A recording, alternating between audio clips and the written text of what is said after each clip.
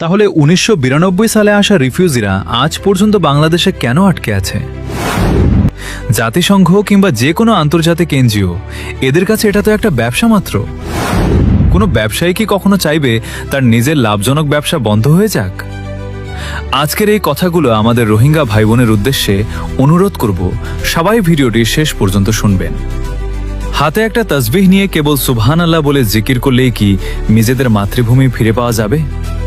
কিংবা চায়ের দোকানে বসে বন্ধুদের সাথে আন্তর্জাতিক খবর নিয়ে আলোচনা করলেই কি দেশ এমনিতে ফিরে আসবে?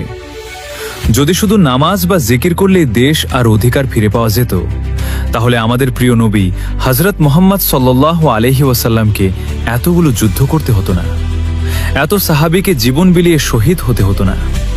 আমরা তো তাদের মতো এত বড় মুত্তাকি বা আমলওয়ালাও নই। তাহলে কেন আমরা এখনো অন্যের আশায় বসে আছি? জাতিসংঘ কি কোনোদিন আমাদের দেশ ফিরিয়ে দিতে পারবে?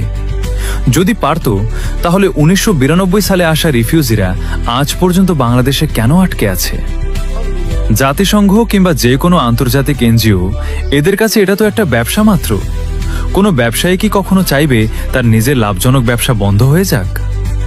আমাদের অধিকার, আমাদের মাতৃভূমি, আমাদের নিজেদেরই লড়াই করে ছিনিয়ে নিতে হবে।